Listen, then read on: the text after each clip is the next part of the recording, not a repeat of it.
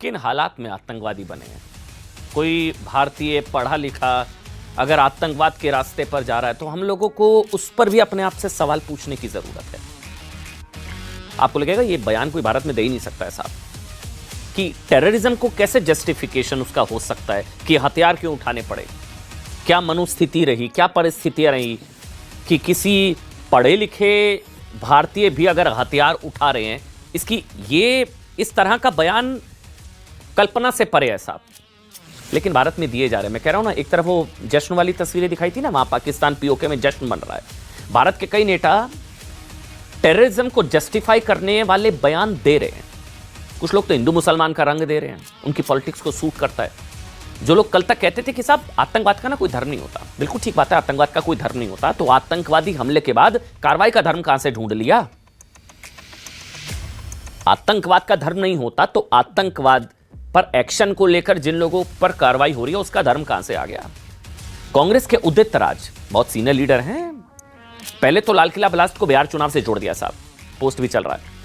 फिर कहा कि चुनाव के आसपास बम ब्लास्ट जैसी घटना की आशंका रहती है। क्यों, कुछ कनेक्शन है क्या? पता होता है क्या आप लोगों को? कह रहे हैं कि बम ब्लास्ट पहले तो बिहार चुनाव से जोड़ दिया और चुनाव के आसपास बम ब्लास्ट की आशंका रहती है, जैसे पुलवामा। इस पोस्ट के जरिए उदित राज शायद ये बताना चाह रहे थे कि लाल किला ब्लास्ट में आतंकवादियों का नहीं, ये चुनाव का हाथ है।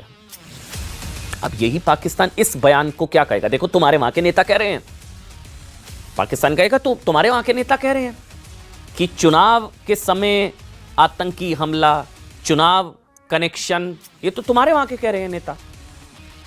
किसको फायदा? और ये दुर्भाग्य ऐसा भी, ऐसे लोग सांसद भी रहे हैं, हालांकि विवाद होने के बाद डिलीट करके भाग गए।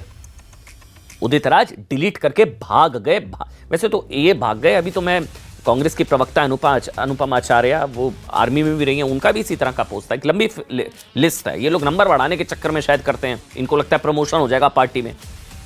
फिर उदित राज ने बयान दिया, लाल किला ब्लास्ट मामले में ही एक ही समुदाय से जुड़े लोगों की गिरफ्तारी क्यों हो रही है? इससे भद्दा, ओछा और बकवास बयान नहीं सुना होगा आपने साहब अब तक।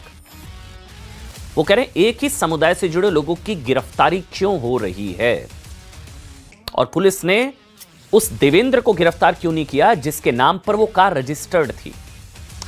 आप जानते हैं फैक्ट क्या है? इस केस में देवेंद्र का नाम सिर्फ इसलिए आया क्योंकि वो जो i20 कार थी ना जिसमें ब्लास्ट हुआ था, वो उमर से पहले उन्होंने खरीदी थी। साफ सवाल ये है कि क्या कांग्रेस के नेता चाहते हैं कि ये बैलेंस बनाने वाली राजनीति के चक्कर में इस केस में हिंदुओं को भी पकड़ लिया जाए? वैसे ऐसा नहीं है, ऐसा कोशिश पहले कांग्रेस के जमाने में, वो शरद पवार का बयान आपको याद होगा, जब मुंबई में ब्लास्ट हुए थे तो एक जगह एक्स्ट्रा धमाका कह दिया था बैलेंस करने के चक्कर में। याद है आपको? थोड़ा गूगल करिएगा, आपको मिलेगा ये तथ्य। मुंबई में ब्लास्ट हुए थे, शरद पवार की तरफ से उन्होंने खुद माना था कि हाँ, एक और जगह माहौल खराब हो रहा था तो एक और जगह काल्पनिक धमाका करा दिया था बैलेंस करने के चक्कर में। यहां ये कह रहे हैं कि एक ही धर्म के लोगों को क्यों पकड़ा जा रहा है, जबरदस्ती पकड़ने। इसके अलावा कांग्रेस के नेता और भगवा आतंकवाद की थ्योरी देने वाले पूर्व गृह मंत्री पी चिदम्बरम ने जो बयान दिया, होम ग्रोन टेररिज्म, वो टर्म को उन्होंने समझाते हुए लगभग मैं मान के चल रहा हूं, उन्होंने जिस तरह का बयान दिया वो टेररिज्म को एक तरीके से जस्टिफाई करने वाला बयान कहा जा सकता है, क्योंकि वो कह रहे हैं उन हालातों पर भी हमको बात करनी होगी कि क्यों कोई हथियार उठा रहा है। पी चिदम्बरम ने सोशल मीडिया पोस्ट में क्या लिखा सुनिए। उन्होंने लिखा, मुझे नहीं भरोसा हो रहा है कि इतने वरिष्ठ नेता इस तरह की बात लिख सकते हैं। उन्होंने लिखा, ऐसी कौन सी परिस्थितियां हैं जो भारतीय नागरिकों, यहां तक कि पढ़े लिखे लोगों को भी आतंकवादी बना देती है?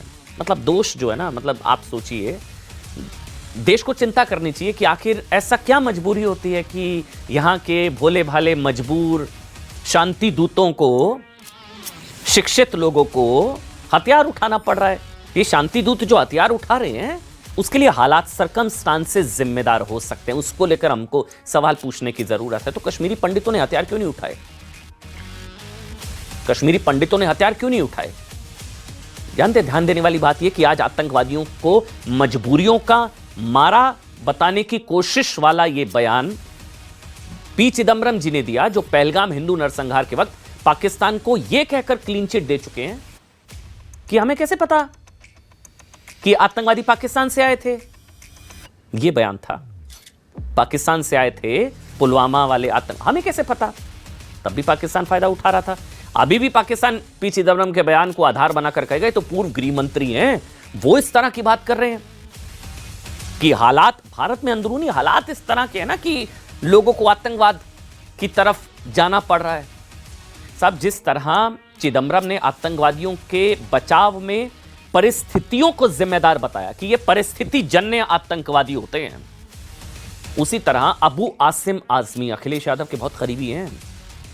वो कह चुके हैं कि आतंकवाद जुल्म की कोख से पैदा होता है। मैं कहता हूं कट्टरता से, नफरत से, जहर से पैदा होता है आतंकवादी।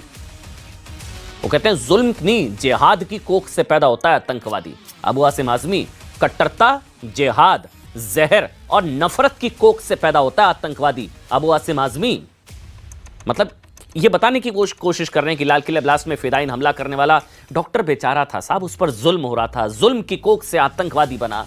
इस वजह से उस बेचारे ने 13 लोगों को बम धमाका करके मार डाला। इतनी तो आजादी दे देनी चाहिए ना भारत में।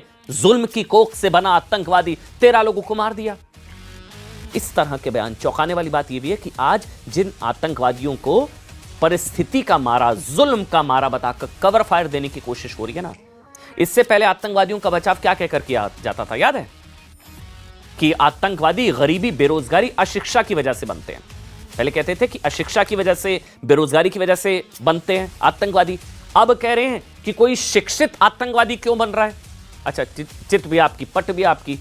2019 में ना राहुल गांधी ने एक इंटरव्यू में क्या कहा था, आपको याद है? मैं क्यों कह रहा हूं, कांग्रेस के सारे नेता अपने नंबर बढ़ाने के चक्कर में बयान देते हैं शायद। राहुल गांधी ने एक इंटरव्यू में कहा था कि आतंकवाद के लिए गरीबी और अशिक्षा जिम्मेदार है और जम्मू कश्मीर में आतंकवाद पूरी तरह खत्म करने के लिए लोगों को गरीबी से बाहर निकलना होगा। मुफलिसी, गरीबी, गुर्बत, इससे। और ये सारे करोड़ों रुपए की फीस देके डॉक्टर बन रहे हैं। इतने गरीब है ना बेचारे, इतने गरीब है बेचारे, 75 लाख, 1 करोड़ की फीस देकर भारत सरकार की सुविधाओं का फायदा उठाकर डॉक्टर बन रहे हैं करोड़ों रुपए खर्च करके। एक जम्मू कश्मीर बार एसोसिएशन के पूर्व जो नेता, उनका तो घर भर देखेंगे आपका दिमाग हिल जाएगा। इससे पहले पूर्व प्रधानमंत्री मनमोहन सिंह जी, दिवंगत पूर्व प्रधानमंत्री मनमोहन सिंह जी ने कहा था कि आतंकवाद और उग्रवाद की जड़ें अक्सर गरीबी, अशिक्षा, बेरोजगारी में होती हैं। लालू प्रसाद यादव ने भी एक बयान में कहा कि समाज में असमानता, बेरोजगारी, निराशा बढ़ती है तो चरमपंथी विचारधाराएं जगह बना लेती हैं। जस्टिफिकेशन है और कुछ नहीं है, सिर्फ जस्टिफिकेशन है। पहले भारत में मतलब आप सोच कर देखिए ना, मतलब पहले भारत में अशिक्षा, बेरोजगारी, गरीबी को आतंकवाद की वजह बताकर आतंकवादियों को ना बेचारा बताया जाता था। अब एक के बाद एक ये कट्टर जहरीले जिहादी डॉक्टर्स के पकड़े जाने के बाद भारत में आतंकवाद का जिम्मेदार परिस्थितियों और जुल्म को बताया जा रहा है। मतलब कुल मिलाकर गलती ना कट्टरपंथियों की नहीं है साहब, इसको समझिए, आपको समझना पड़ेगा साहब। इनकी गलती थोड़ी ना है, ये तो हालात के मारे बेचारे, जुल्म के सताए, जुल्म की कोख से पैदा हुए आतंकवादी हैं। हालात के मारे मुफलिसी, गरीबी, बेरोजगारी, हालात के मारे बेचारे डॉक्टर शाहीन ये सारे क्या करते? मार दिए 13 लोग, बना दिया 2900 किलो अमोनियम नाइट्रेट, पता नहीं विस्फोटक क्या क्या। हालात के मारे हैं बेचारे, समझिए। इनकी गलती नहीं है, भारत की गलती है। ऐसे नेताओं को आतंकवाद को कवर फायर देते वक्त साहब ये सोचना चाहिए कि अगर लोग जुल्म की वजह से आतंकवादी बनते ना, तो मैं बार बार कहता हूं, किसी को बुरा लगे सही लगे, 90 में कश्मीर से निकाले गए कश्मीरी पंडित आतंकवादी नहीं बने ना, उन्होंने हथियार नहीं उठाया साहब। भारत तो क्या, पूरी दुनिया में कश्मीरी पंडितों को आतंकवादी बनने का एक भी उदाहरण नहीं होगा, एक भी। और अबू आसिम आजमी के मुताबिक अगर लोग जुल्म और नाइंसाफी की कोख से आतंकवादी बन रहे हैं, तो सबसे बड़ी नाइंसाफी तो मैं कहता हूं सिख भाइयों के साथ हुई थी 1984 में, हुई थी ना। कुछ हुआ नहीं। सिख कौम देशभक्त कौम, सारी कौमें देशभक्त हैं साहब। इन आतंकवादियों का थोड़ी ना कोई धर्म होता है। सुनिए। देश के मीडिया के जिम्मेदार लोग वो देवेंद्र का नाम तो नहीं ले रहे, गाड़ी देवेंद्र के नाम पर है, तो क्या ये भ्रामक प्रचार नहीं कर रहे? एक कम्युनिटी को बदनाम करने के लिए तो इनकी भी गिरफ्तारी होना चाहिए। वो कार 1.5 साल पहले देवेंद्र के नाम पर ट्रांसफर हो चुकी थी, लेकिन देवेंद्र है, शोभित है, लेकिन इन लोगों का नाम क्यों नहीं है लिया? 6 महीने में चढ़ा देना चाहिए, परंतु झूठ नहीं पकड़ना चाहिए। जिस तरह से मुंबई के ट्रेन के ब्लास्ट में 187 लोग मारे गए, परंतु आज तक किसी को सजा नहीं हुई। इसमें जो पकड़े गए थे झूठ मूठ पकड़ के आपने डाल दिया अंदर, 19 साल तक जेल में रहे वो लोग, फांसी के कोठरी में डाल दिया उनको। हमको ये सिखाया जाता था कि अगर लोग एडुकेटेड होगा एक्सट्रीमिज्म नहीं रहेगा, लेकिन आपने देखा कि एडुकेटेड होने से और डेंजरस हो जाते हैं और डॉक्टर बनने से और ज्यादा डेंजरस हो जाते हैं। इसीलिए जो व्यक्ति का जो कलर है वो कलर कभी सेंस नहीं होता है। साहब इस चीज को नोट कर लीजिए, ये कुछ लोग जो टेरर को मजहबी डिस्काउंट देते हैं ना, मजहब वाला डिस्काउंट, टेररिस्ट उनको कोई डिस्काउंट नहीं देते हैं, क्योंकि लाल किला ब्लास्ट में मुस्लिम भाई भी मारे गए हैं। ध्यान रखिएगा इस चीज को। ये जो तुष्टीकरण और मजहब वाला डिस्काउंट कुछ नेता दे देते हैं ना इन लोगों को, वो लोग कुछ डिस्काउंट नहीं देते। आतंकवादी वो कोई धर्म नहीं देखते। लाल किले अटैक में मुस्लिम भाई भी मारे गए हैं। लेकिन साहब इतने जहरीले लोग हैं ना इस, कुछ लोग हमारे देश में, देश स्तब्ध है, दुखी है, बहुत ही खतरनाक हमला। कुछ गद्दार, कुछ जहरीले ऐसे हैं जो लाल किले अटैक पर बहुत खुश हैं। नहीं, पाकिस्तान से नहीं, पाकिस्तान में हो सकता है लोग खुश हों, भारत में कई लोग हैं खुश हैं, स्माइली पोस्ट कर रहे हैं, सोशल मीडिया पोस्ट में जश्न मना रहे हैं। आपको भरोसा नहीं होगा, ऐसे गद्दारों के खिलाफ बहुत बड़ी कार्रवाई शुरू हो चुकी है। हिमंता बिस्वा शर्मा असम के मुख्यमंत्री, असम में दिल्ली हमले पर आपत्तिजनक, भड़काऊ और जश्न मनाने वाले पोस्ट और ग्लोरीफाई, अच्छा ये देखिए सबके नाम हिमंता बिस्वा शर्मा ने पोस्ट किए, आतंकवादियों को ग्लोरीफाई, जश्न मनाने के आरोप में अब तक 15 लिखा है, नहीं 15 नहीं 17 हो गए गिरफ्तार साहब। 17 गिरफ्तार हो चुके हैं, 17।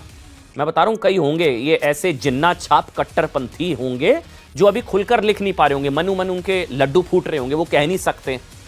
मैं बता रहा हूं अभी तो 17 पकड़े गए हैं।